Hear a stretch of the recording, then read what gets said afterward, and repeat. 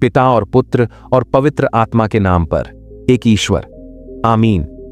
मेरे प्रिय, क्या आप कभी अचानक बिना किसी स्पष्ट कारण के सुबह 2 बजे से 3 बजे के बीच जाग गए हैं? एक अजीब सी भावना आपको घेर लेती है, शायद बेचैनी, अकारण भय, या यहां तक कि ऐसा महसूस होना कि आपके आसपास कुछ हो रहा है। आप अकेले नहीं हैं। दुनिया भर में हजारों लोग इसका अनुभव करते हैं। लेकिन इससे भी महत्वपूर्ण बात यह है कि यह सिर्फ एक प्राकृतिक घटना नहीं हो सकती है। बाइबल के अनुसार यह समय अत्यंत महत्वपूर्ण है।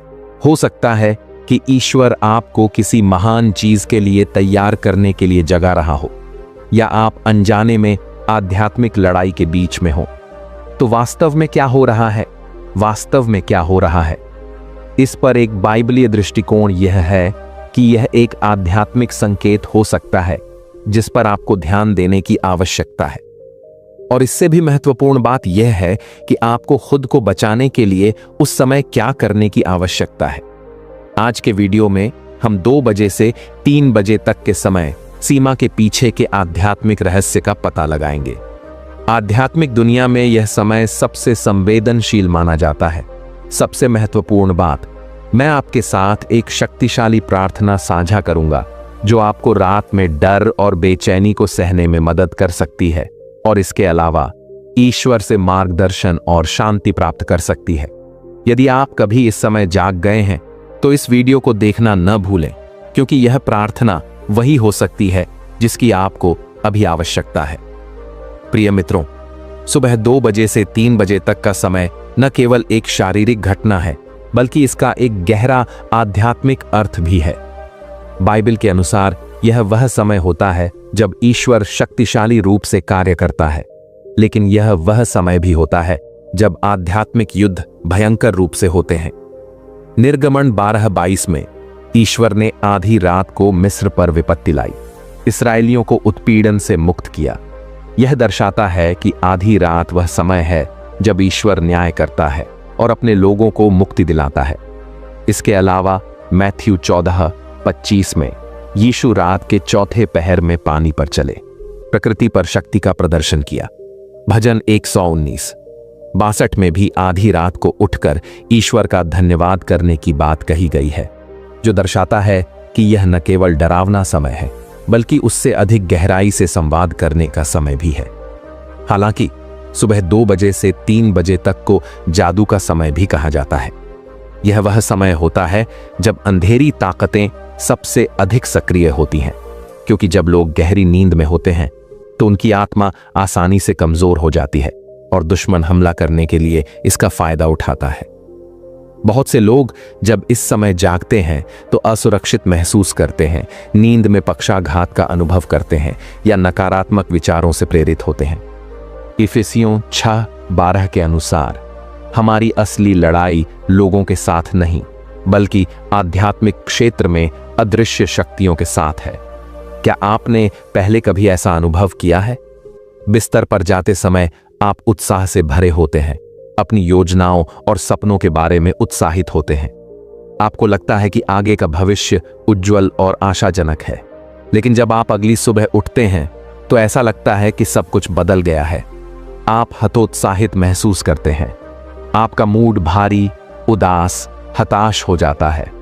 कल रात जो लक्ष्य प्रेरणादायी थे, अब वे दूर और पहले से कहीं ज्यादा कठिन लगते हैं। जब आप सो रहे थे तब क्या हुआ? संभवतः किसी अदृश्य शक्ति ने चुपचाप आपके मन और आत्मा को प्रभावित किया है। यह आपके दिल में नकारात्मक विचार, बेचैनी भरी भावनाएं भर देता है, और यहां तक कि आपको खुद पर संदेह करने पर मजबूर कर देता है। यह प्रभाव न केवल आत्मा को कमजोर करता है, बल्कि आपके विश्वास और इच्छा शक्ति को भी कमजोर करता है। परिणाम स्वरूप आप थके हुए रवैये के साथ उठते हैं। अब पहले जैसा आत्मविश्वास और आशावाद नहीं रह जाता। आप देखते हैं, आधी रात को, विशेष रूप से 2 बजे, जागना हमारी प्रेरणा, सोचने के तरीके और आत्मा को बहुत प्रभावित करता है। तो आप अक्सर इस समय क्यों जागते हैं? इसकी 2 मुख्य संभावनाएं हैं। एक यह कि आप आध्यात्मिक हमले के अधीन हैं, विशेष रूप से चिंता और भय की भावनाएं आपको अभिभूत कर रही हैं। दूसरा, ईश्वर आपको प्रार्थना करने के लिए जगा रहा है, किसी महत्वपूर्ण चीज के लिए तैयार कर रहा है। यदि आप शांति महसूस करते हैं लेकिन प्रार्थना करने की इच्छा रखते हैं, तो यह एक संकेत हो सकता है कि ईश्वर आपसे संवाद करना चाहता है। यदि आप आध्यात्मिक हमले से पीड़ित हैं, तो यह तब होता है जब आप अचानक 2 बजे से 3 बजे के बीच बिना किसी विशेष कारण के जाग जाते हैं और डरे हुए या असुरक्षित महसूस करते हैं। हो सकता है कि आपका दिल तेजी से धड़क रहा हो, आपका दिमाग भ्रमित हो या चिंता की एक जबरदस्त भावना हो जिसे आप समझा नहीं सकते। यह आध्यात्मिक दुनिया में चल रही लड़ाई का संकेत हो सकता है, जहां दुश्मन आपके दिल में डर पैदा करने की कोशिश कर रहा है। आपको अक्सर डरावने सपने आते हैं, खुद पर हमला होते, पीछा होते या अंधेरे से घिरे हुए देखें। कुछ लोग हिलने डुलने में असमर्थ, चीखने में असमर्थ या ऐसा महसूस करते हैं जैसे कोई उनकी छाती पर दबाव डाल रहा है। यह सिर्फ एक मनोवैज्ञानिक घटना नहीं है, बल्कि यह आपके विश्वास को कमजोर करने के लिए दुश्मन द्वारा किया गया हमला भी हो सकता है। कई लोगों ने बताया है कि उन्हें ठंडी हवा, अदृश्य उपस्थिति या रात में कमरे में अजीबोगरीब परछाइयां दिखाई देती हैं। ये संकेत मतिभ्रम नहीं हो सकते हैं, लेकिन आपके स्थान पर चल रही आध्यात्मिक लड़ाई की अभिव्यक्तियां हैं। अगर आपने कभी ऐसा महसूस किया है, तो याद रखें कि यीशु ने आपको शैतान के सभी हमलों का विरोध करने की शक्ति दी है। मुझे उम्मीद है कि आप समझ गए होंगे कि आध्यात्मिक लड़ाई सिर्फ नींद में ही नहीं होती, बल्कि आपके दिमाग में भी हो सकती है।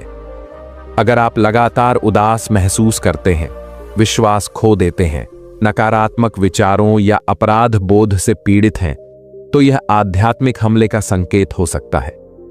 दुश्मन हमेशा आपको हतोत्साहित करने, ईश्वर पर संदेह करने और शांति खोने की कोशिश कर रहा है। इससे भी बढ़कर, जब ईश्वर आपको आधी रात को जगाता है, तो वह आपको प्रार्थना करने, जागते रहने और अपने क्षेत्र की रक्षा करने के लिए बुला रहा होता है, जिसमें आपका परिवार, जीवन, काम, बुलावा और आस्था शामिल है। अगर आप प्रार्थना में खड़े नहीं होते हैं, तो दुश्मन को डर, प्रलोभन और बाधाओं को बोने का मौका मिलेगा, जो आपके आध्यात्मिक विकास को रोकते हैं। लेकिन याद रखें कि हमारे हथियार शारीरिक नहीं, बल्कि ईश्वर की ओर से आध्यात्मिक शक्ति है। 2 कुरिन्थियों 10:4 कहता है, क्योंकि हमारे युद्ध के हथियार शारीरिक नहीं हैं, बल्कि गढ़ों को गिराने के लिए ईश्वर के द्वारा शक्तिशाली हैं। इसका मतलब है कि आपकी प्रार्थना न केवल प्राकृतिक दुनिया में प्रभाव डालती है, बल्कि आध्यात्मिक दुनिया में सक्रिय अंधेरे ताकतों को भी नष्ट करती है। आपके सबसे शक्तिशाली हथियारों में से एक रात में प्रार्थना करना है। जब आप सुबह 2 बजे से 3 बजे के बीच प्रार्थना करते हैं, तो आप न केवल खुद की रक्षा करते हैं, बल्कि दूसरों की भी मदद कर सकते हैं जो खतरे में हैं। हो सकता है कि भगवान आपको किसी प्रियजन, खतरे में पड़े किसी व्यक्ति या किसी आत्मा के लिए मध्यस्थता करने के लिए जगा रहे हों, जिसे बचाने की जरूरत है।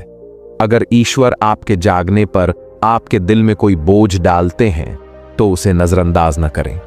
एक शक्तिशाली प्रार्थना के साथ जवाब दें, क्योंकि कभी-कभी आपकी एक प्रार्थना किसी की नियति को हमेशा के लिए बदल सकती है। एक महत्वपूर्ण बात जो मैं बताना चाहता हूं, वह यह है कि जब आप अचानक आधी रात को जागते हैं, तो अपने सपने को याद रखें। सपना बाधित हो सकता है। हालांकि सपने सिर्फ अर्थहीन छवियां नहीं हैं जो सोते समय आपके दिमाग में आती हैं। बाइबल में ईश्वर ने पुराने नियम में यूसुफ के समय से सपनों के माध्यम से अपनी इच्छा को बार बार व्यक्त किया है। इसलिए जब आप सुबह 2 बजे से 3 बजे उठते हैं, तो अपने पिछले सपने को याद करने के लिए समय निकालें, क्योंकि यह ईश्वर का संदेश हो सकता है। अगर सपना कोई चेतावनी या अनुस्मारक लाता है, तो ईश्वर से प्रार्थना करें कि वह इसका अर्थ समझने के लिए बुद्धि प्रदान करें। यदि आप सपने से चिंतित या डरे हुए महसूस करते हैं, तो सभी नकारात्मकता को त्यागने के लिए प्रार्थना करें और ईश्वर से आपकी रक्षा करने के लिए कहें। और यदि सपना खुशी और शांति लाता है, तो उसका धन्यवाद करें और वह जो आपसे करवाना चाहता है, उसे करने के लिए मार्गदर्शन मांगे। प्यारे दोस्तों, सुबह 2 बजे से 3 बजे तक का समय भगवान के साथ समय बिताने का एक शांत और प्रभावी समय है। यह दिन का सबसे शांत समय होता है, जब चारों ओर सब कुछ सो रहा होता है। कोई शोर नहीं होता, कोई विकर्षण नहीं होता। यह आपके लिए ईश्वर के करीब आने, उनसे बात करने और उनकी बात सुनने का एक बढ़िया पल है। बाइबल हमें बताती है कि ईश्वर अक्सर रात में अपने लोगों से बात करते हैं। एक शमूएल 3310 में ईश्वर ने शमूएल को तब बुलाया जब वह सो रहा था। यह दर्शाता है कि ईश्वर अक्सर अंधेरे घंटों में कार्य करते हैं और अपनी इच्छा व्यक्त करते हैं जब हमारा मन शांत होता है और सुनने के लिए तैयार होता है। बाइबल में कई व्यक्ति जैसे कि डैनियल, डेविड और जीसस भी अक्सर देर रात या सुबह जल्दी प्रार्थना करते थे। यह ऐसा समय है जब कोई आपको परेशान नहीं कर रहा होता, रोजमर्रा के कामों में व्यस्त नहीं होता, जिससे हमें उसकी उपस्थिति पर पूरी तरह ध्यान केंद्रित करने में मदद मिलती है। इसलिए अगर आप इस समय के आसपास जागते हैं तो ईश्वर से मिलने का अनमोल अवसर न चूकें। यह न केवल मांगने का समय है, बल्कि उसके साथ एक गहरे रिश्ते का आनंद लेने का भी समय है। जैसे एक बच्चा अपने पिता के साथ निकटता और प्रेम में होता है। प्रार्थना केवल ईश्वर से बात करना ही नहीं है, बल्कि सुनना सीखना भी है। कभी कभी हम अपनी जरूरतों को प्रस्तुत करने में इतने व्यस्त हो जाते हैं कि भूल जाते हैं कि ईश्वर भी हमसे बात करना चाहते हैं। उनके वचन पर मनन करने के लिए समय निकालें, बाइबल खोलें और एक अंश पढ़ें। जल्दबाजी न करें, प्रत्येक शब्द को अपनी आत्मा में गहराई से उतरने दें और विचार करें कि भगवान अपने वचन के माध्यम से आपसे क्या कहना चाहते हैं। साथ ही शांत रहें और प्रतीक्षा करें। यूहन्ना 10:27 में यीशु ने कहा, मेरी भेड़ें मेरी आवाज सुनती हैं और मैं उन्हें जानता हूं और वे मेरे पीछे पीछे चलती हैं। इसका मतलब है कि ईश्वर हमेशा हमसे बात कर रहे हैं, लेकिन समस्या यह है कि क्या हम सुन रहे हैं या नहीं। जब आप ईश्वर की उपस्थिति में वास्तव में शांत होते हैं तो आप काम, वित्त, परिवार, रिश्तों या भविष्य में होने वाली चीजों के बारे में उनके मार्गदर्शन को महसूस कर सकते हैं। हो सकता है कि ईश्वर आपके दिल में किसी के लिए कोई बोझ डाल दे ताकि आप उनके लिए मध्यस्थता करें।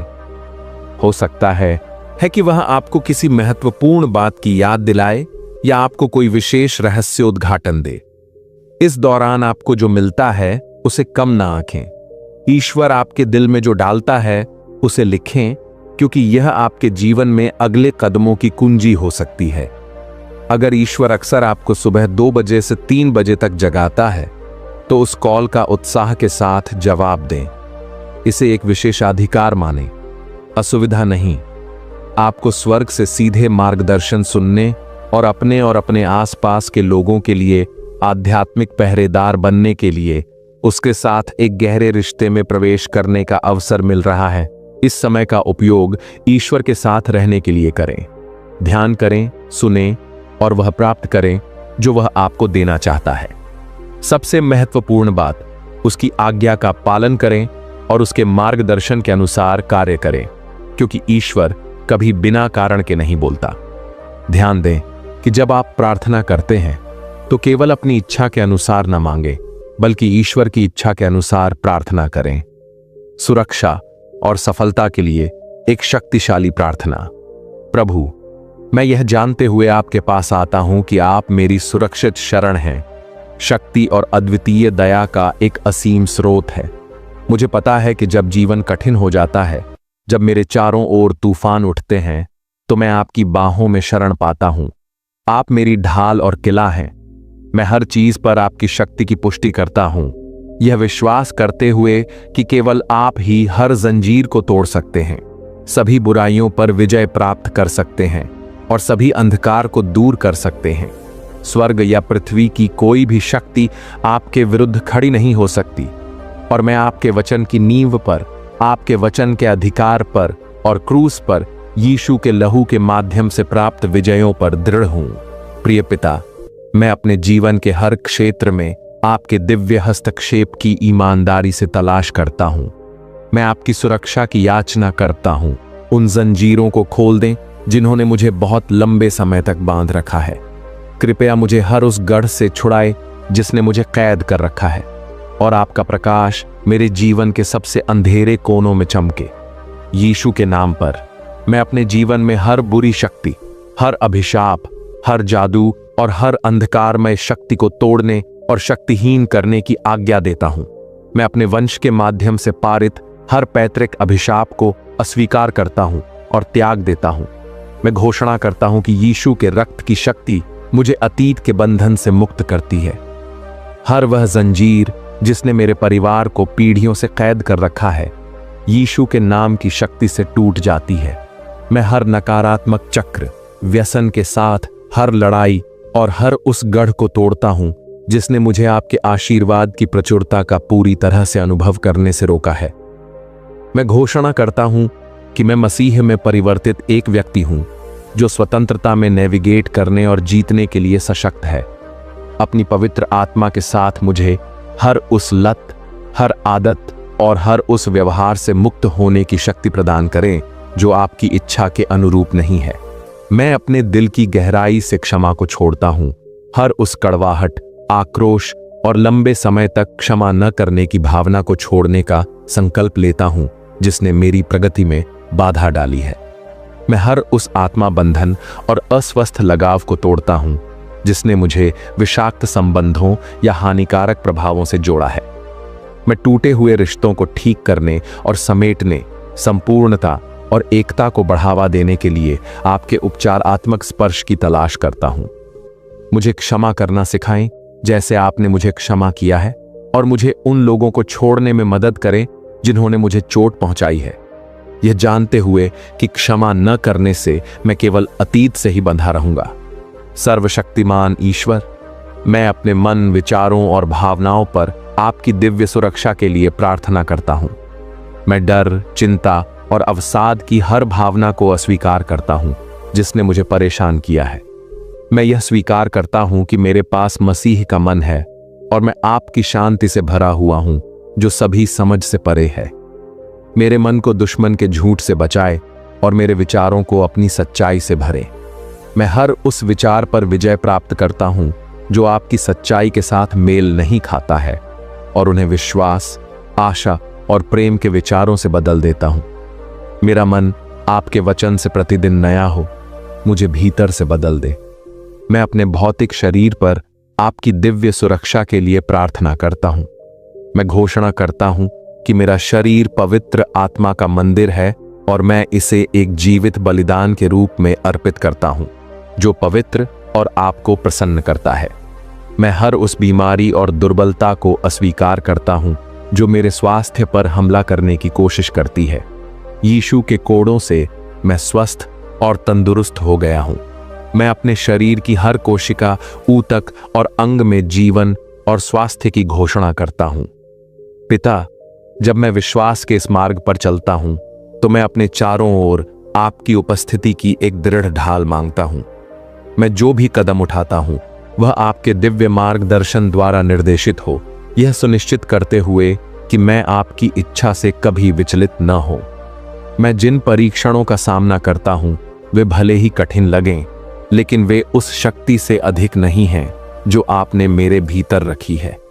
हे परमेश्वर, आपकी आत्मा को अपना मार्गदर्शक मानकर मुझे विश्वास है कि मैं हर बाधा को पार कर लूंगा और हर चुनौती से ऊपर उठ जाऊंगा। मेरी कमजोरी में आपकी शक्ति परिपूर्ण हो और आपकी कृपा मुझे सभी परिस्थितियों में सहारा दे। मैं अपने जीवन पर आपके अभिषेक का 2 गुना हिस्सा मांगता हूं। आपकी बुद्धि, समझ और ज्ञान मुझ में प्रवाहित हो जिससे मैं आपके उद्देश्य के अनुरूप निर्णय ले सकूं। अनिश्चितता के समय में आप मेरी स्पष्टता बने, कमजोरी के क्षणों में आप मेरी शक्ति बने। जब मेरे चारों ओर की दुनिया अराजकता में हो तो आपकी शांति मेरे दिल में राज करे। मुझे अपनी पवित्र आत्मा से अभिषेक करें, मुझे वह कार्य करने के लिए सशक्त बनाएं जिसके लिए आपने मुझे बुलाया है। पिता, मैं अपने हाथों को समर्पण में ऊपर उठाता हूं, यह स्वीकार करते हुए कि मेरा जीवन मेरा अपना नहीं है, यह आपकी महिमा के लिए उपयोग करने के लिए आपका है। मुझे उस पात्र में ढालें, आकार दें और परिष्कृत करें जो आप चाहते हैं कि मैं बनूं। मुझ में से वह सब कुछ हटा दें जो आपके चरित्र को नहीं दर्शाता है, और मुझे अपने प्रेम, आनंद और करुणा से भर दें। मैं अपनी इच्छाओं, सपनों और योजनाओं को आपके सामने समर्पित करता हूं, ये विश्वास करते हुए कि आपकी इच्छा मेरी कल्पना से कहीं बेहतर है। प्रभु, मैं अपने जीवन के हर पहलू को आपकी दिव्य सुरक्षा के लिए समर्पित करता हूं। मैं आपके अचूक प्रेम पर भरोसा करता हूं, यह जानते हुए कि आप मेरे ऊंचे टॉवर और शक्तिशाली ढाल हैं। मैं घोषणा करता हूं कि मेरे विरुद्ध बनाया गया कोई भी हथियार सफल नहीं होगा, क्योंकि मैं यीशु मसीह में अपने अधिकार और विजय में दृढ़ हूं। सर्वशक्तिमान प्रभु, शक्ति और प्रेम से भरपूर, मैं इस देर रात आपके पास आता हूं, यह जानते हुए कि आप कभी नहीं सोते और न ही मुझे त्यागते हैं। आप वह देखते हैं जो मैं नहीं देखता, वह जानते हैं जो मैं नहीं जानता। प्रभु, यदि आज रात मैं इसलिए जागता हूं क्योंकि आप चाहते हैं कि मैं प्रार्थना करूं, तो कृपया अपना हृदय खोलकर अपनी आवाज सुने, ताकि मैं एक दृढ़ आत्मा के साथ आपकी पवित्र उपस्थिति में प्रवेश कर सकूं। लेकिन यदि कोई अंधकारमय शक्तियां मुझ पर आक्रमण कर रही हैं, तो मैं घोषणा करता हूं कि उनका मेरे जीवन पर कोई अधिकार नहीं है। यीशु मसीह के नाम पर मैं अपने मन से हर भय, अंधकार, दबाव और चिंता को निकाल देता हूं। आपके बहुमूल्य रक्त ने मुझे ढंक दिया है, और मैं यह स्वीकार करता हूं कि शत्रु का कोई भी हथियार मुझे नुकसान नहीं पहुंचा सकता। प्रभु, कृपया अपनी शक्तिशाली भुजा में मेरी रक्षा करें। आपकी पवित्र आत्मा मुझे भर दे, पूर्ण शांति प्रदान करे। यदि आज रात आप चाहते हैं कि मैं कुछ जानूं या किसी बात के लिए मध्यस्थता करूं, तो कृपया मेरी आत्मा का मार्गदर्शन करें। मुझे आपकी योजना को पहचानने के लिए जागने में मदद करें और हमेशा आप पर भरोसा करने में दृढ़ रहें। मैं अपने उद्धारक यीशु मसीह के नाम पर यह प्रार्थना करता हूं, आमीन। जैसा कि हमने आज के वीडियो में देखा, सुबह 2 बजे से 3 बजे के बीच जागना कोई संयोग नहीं है। यह ईश्वर की ओर से आपको गहरी प्रार्थना में प्रवेश करने के लिए एक आह्वान हो सकता है, या यह आपके जीवन में चल रही आध्यात्मिक लड़ाई का संकेत हो सकता है। डरो मत, चिंता मत करो, लेकिन प्रार्थना करने के इस अवसर का लाभ उठाओ। ईश्वर से जुड़ो और उनकी सुरक्षा की तलाश करो। याद रखो कि तुम इस लड़ाई में अकेले नहीं हो। ईश्वर ने तुम्हें सभी अंधकारमय शक्तियों को हराने की शक्ति दी है। इसलिए जब तुम इस समय जागते हो, तो सभी आध्यात्मिक हमलों को दूर करने के लिए सफलता प्रार्थना का उपयोग करो और भरोसा रखो कि ईश्वर तुम्हारी रक्षा कर रहा है। क्या तुम कभी सुबह 2 बजे से 3 बजे के बीच जागते हो? इस दौरान तुम्हें कौन से आध्यात्मिक अनुभव हुए हैं? अपनी कहानी नीचे टिप्पणियों में साझा करें, क्योंकि कौन जानता है, तुम्हारा अनुभव किसी की मदद कर सकता है। अगर तुम्हें यह वीडियो मददगार लगा, तो इस संदेश को और लोगों तक पहुंचाने के लिए लाइक करना न भूलें। यदि आप और भी अधिक गहन और शक्तिशाली आध्यात्मिक सामग्री प्राप्त करना जारी रखना चाहते हैं, तो कृपया सदस्यता लें पर क्लिक करें और अधिसूचना घंटी चालू करें, ताकि आप कोई भी वीडियो मिस न करें। अंत में इस वीडियो को अपने प्रियजनों के साथ साझा करें, क्योंकि हो सकता है कि वे भी इन चीजों का अनुभव कर रहे हों, लेकिन उन्हें इसका उत्तर नहीं मिला हो। ईश्वर आपका भला करे और अगले वीडियो में आपसे मुलाकात होगी। आमीन।